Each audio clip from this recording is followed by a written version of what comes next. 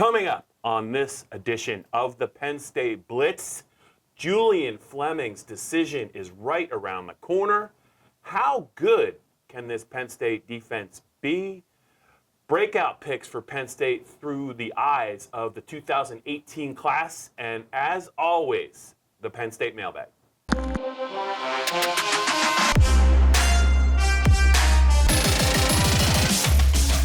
Okay, Greg, I can barely stand it. May 31st is fast approaching. Mm-hmm. I think I have that date right. That's right. But Julian Fleming, the 5-star, wideout, best player in the state of Pennsylvania, he's going to decide. You actually talked to him recently, I believe, at the track and field championships in Shippensburg. Yeah. And I know you enjoyed that. What did you glean from maybe why it's May 31st, and what do you have any other thoughts on maybe Penn State's chances last week? You were kind of a little bit. Is it bullish or bearish? You were against Penn State landing this kid. You kind of thought it would be Ohio State. Had anything changed? No, in fact, I think we talked about calling the race last weekend. The election. The election, that's what it was, yeah. And I just don't see it any other way at this point. You know, Julian, as we talked about before here on the Blitz, we thought he was going to wait to December to decide. Yeah. He thought so too. But, you know, the endless hounding from coaches, from fans, from media, from whatever, you know. Guys like you, sure. Exactly, yeah. It's annoying. Guys especially you. Yeah. Guys that are this high profile, they've just been doing it for, a number of years now. He's going into his senior season, and he just decided he doesn't want to be bugged anymore. He wants to play. Now, he's done pretty well being bugged the last 2 years. He's a 2-time state player of the year, a couple state titles. So, I mean, it's not like all the outside noise has impacted his play on the field for Southern Columbia, but it's not hard to envision also why he just wants a break from all this, wants to be left alone, and he knows where he wants to go. So at this point, I'd still call it Ohio State. We'll have to wait and see Friday. He's going to announce it on Twitter at a time to be determined. And either way it goes, if he does decide to pick Penn State or if he does pick Ohio State, or who knows, he could pick another school as well. Down the road, we're going to have some analysis and maybe talk about what you think went into that decision.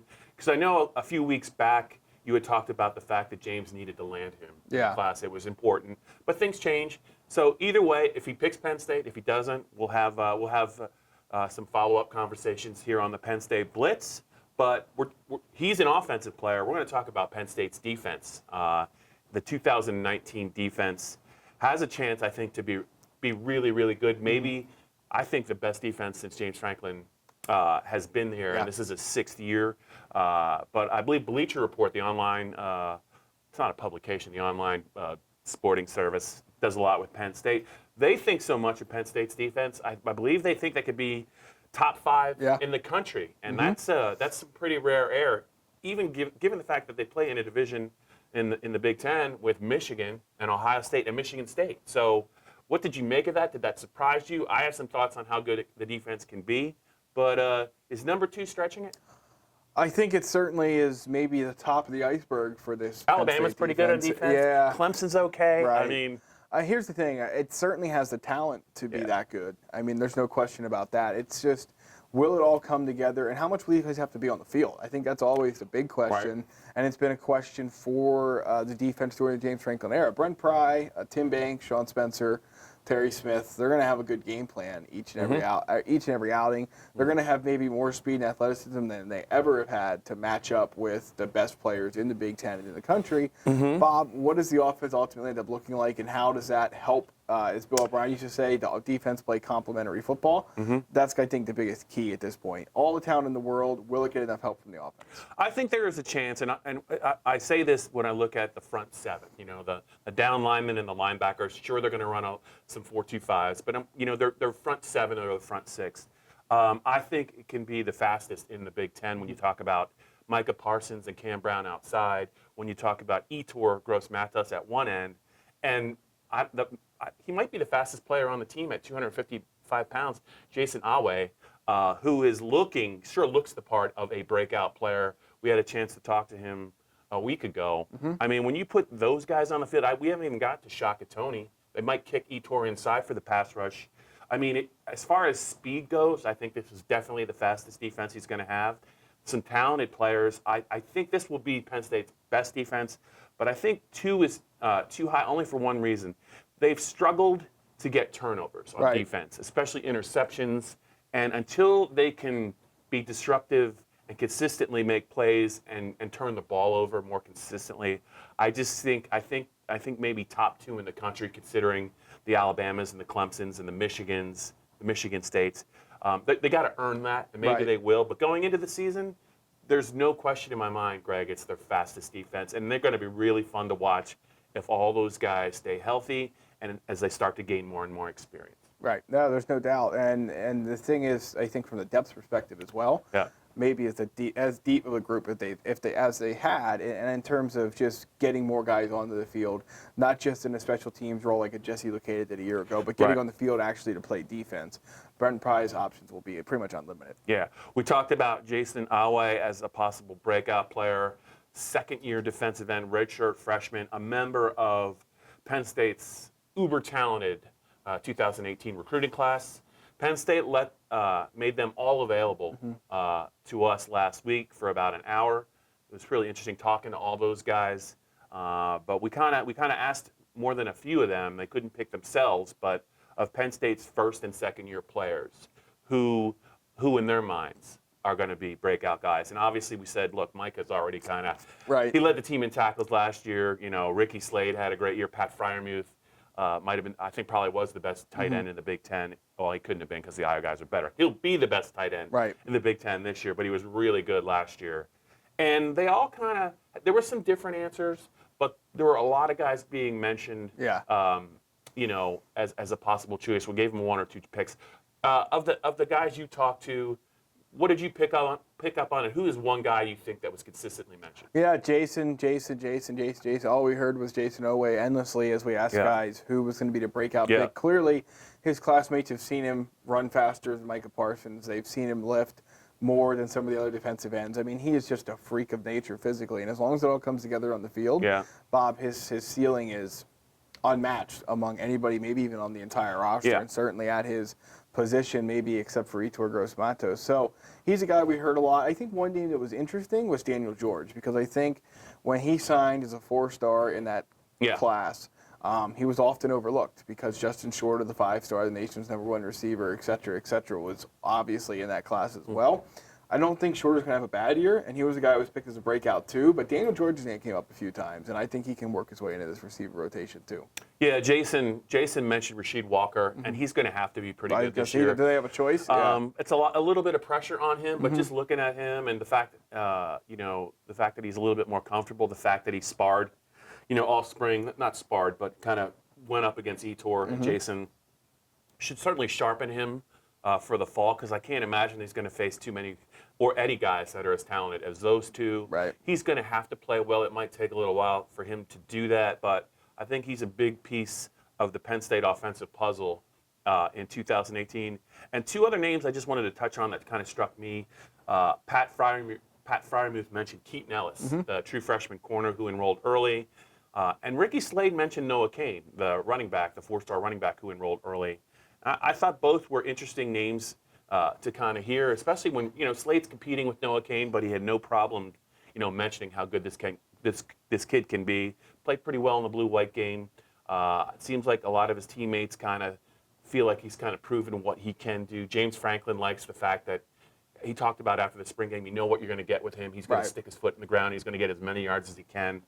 Very interesting player this year.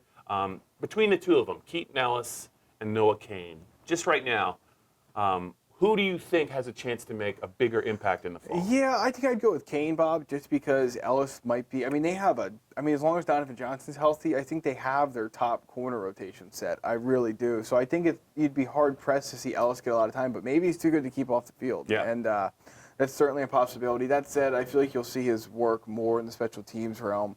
Maybe it goes a little bit unnoticed, even if it is impactful. Yeah. So I think with Cain, Jaywan Sider, you talked to him during spring practice, and he really couldn't have been any clearer about going to play. Cain's going to play, Journey Brown's going to play, Ricky Slade's going to play. Devin Ford's going to play. Devin Ford's going to play. It'd be fun to see this play out. Yeah, there's a lot of guys they have to use there. But to me, it's Cain, just like we saw with Saquon Barkley, not to put that kind of expectation on Noah Cain, but you're always one big play away from sort of stealing the show. Yeah, and I do have a feeling that Devin Ford is going to do some things in August that's going to force Penn State to definitely rethink its backfield position.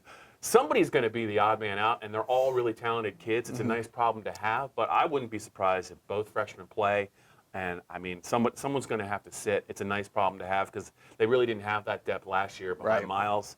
We'll see how it plays out, but I think Ellis is a guy that is going to force his way onto the field for sure. Johnson's had injury problems in the past. They like to play four corners. We'll see, but he's certainly a talented kid. And as we get closer to August, let's just see if the defensive coaches kind of start to continue to mention him, because I think he's a very talented kid that's maybe Penn State identified him early, I think, in the process, and he's going to be, I think, better than people realize. Yeah, I think Terry Smith harped on that during the signing day back in December, and there seems to be nothing not backing that up at this point. All right, 4th down, Penn State mailbag, go. Let's first get your thoughts on two local kids for us, Charlie Katcher, Zach Kuntz. We talked to them in State College. Is year 2 a time for these guys to take the step forward in terms of playing time, or are we still probably waiting another year to see them fully in action? Talking to Charlie, he said, he just wants to play this year, and if it's on special teams, so be it. Right. He's very cognizant of the fact that it's a very talented linebacker room now with Micah and Cam Brown and Jan Johnson and Ellis Brooks, the prized freshmen that are coming in, Brandon Smith, Lance Dixon. It's tough. Jesse Luketa. I think he's smart enough to realize that, and he's patient enough to kind of wait for his turn. But I think that he had some goals in mind before he could get on the field. One was to add weight. He said he's up to 230. And we got to just remember that he was really essentially a safety. Right. In high school, he thinks that'll help him in pass coverage. But, boy, where do you pencil him in on the depth chart on the defense when we talk about all those names? I think it would take an injury or two for him to impact the defense. I think he could be a good special teams player. And I think in 2 years, I think as he maybe gets a little bit heavier, I think he's going to be in the conversation as a top 6 linebacker. But he's really got his work cut out for him. I have a funny feeling that Zach Kuntz, even though he's talented, he's got his work cut out for him too, given who's back, given who one of his classmates is. I wonder, Greg, what is his vision for maybe 2019? What does he foresee for him? Yeah, I mean, he's talked a lot to media today about the biggest thing being just keeping the weight on. He was admitted, I think he said he called himself a string bean in high school, and he was a guy that just wasn't that big coming out of Camp Hill. Yeah. He's put weight on. He said he gained 20 pounds since he's been there, and I'm sure he has, but he's only listed as 1 pound heavier on the roster now, as opposed to when he got here. So I don't know if that's all just muscle mass or what. He does look a little bit more filled out, but you're right. Between Pat, if they play 2 tight ends, the pecking order starts with Pat Freiermuth, and then it's Nick Bowers. So I think Zach maybe is a specialized guy in the red zone. Obviously, at 6'7", there could be some things for him to do down there, but I think work cut out for him is the best way to put it. Yeah, and they did add another tight end. Is it Brenton Strange? Yep. He's another guy. I think he's probably behind Zach, but Zach was a 4-star recruit, and the question was how quickly would he develop physically to become part of the equation. You look at what Mike Gesicki did at Penn State. He played as a freshman. James said he probably shouldn't have. They needed to play him. 2016, he started to emerge in Moorhead's offense, but they didn't have a lot of other tight ends. Pat Freiermuth wasn't on the field, so I think that Zach has a chance to make an impact. I'm not sure at what point it'll be this season, and it remains to be seen. Are they happy with him maybe as a blocker? Are they going to ask him to block? Are they going to use him as a big wideout? I think all of those are valid questions, but when I look at him, I still think, boy, he could probably stand to add another 10 or 15 pounds pretty effortlessly. Excuse me. All right. No, I think that at this point, it's all. If he can add 5 to 10 pounds during the summer, which I think is darn tough, but if he can do it, we'll have a chance to play. If not, probably not so much. Yeah, I mean, I feel like we added 5 or 10 pounds over this past weekend celebrating Memorial Day. Yes. So, Zach, just in the future, when your metabolism slows down, as we're experiencing it, it's a lot easier to add weight. That's a pro tip. Any other mailbag questions? I know I have one for you, but you can go ahead. No, it's been a slow week. What do you got? Well, I wanted to talk about the Penn Mile. Yeah. It's going to be at Penn National, and we do try to mix in some horse racing whenever we can, and I'm sure the Penn State football fans appreciate that. One of the reasons I just wanted to mention it is I don't know if people realize how nice of a card that is. Yeah. And there's some really, really big races. Some of the best jockeys on the East Coast, best trainers on the East Coast will be there. It's Saturday. It's always really well attended. I plan on going if I can go, and I just hope that you get a chance to go so you can continue building your relationship with Irad Ortiz. Yes. Because you guys started to connect last year, and I feel like maybe he's missed you a little bit, and maybe hopefully you can continue pick up where you left off last year. I think that was more of a statement than a question, but yeah, they draw that card Wednesday, so it'll be a nice weekend for it, and I guess we'll just have to wait and see. But yeah, me and Irad. See what he can do this year. Yeah, you have a nickname for him. I forgot. I can't remember what it is. Yeah. But you developed like a catchy nickname for him. Hopefully it'll come out over the weekend. But listen, that's it for the Penn State Blitz. Next week, there's going to be a lot of talk about Julian Fleming's decision. It's just funny that the offseason, there's been something, whether it's been Tommy Stevens, whether it's been coaching changes, spring practice, guys getting hurt. Guys transferring. It's almost been as busy as the fall, and I think that's just that's the nature of the beast. So yeah, next week we're going to talk about Julian Fleming.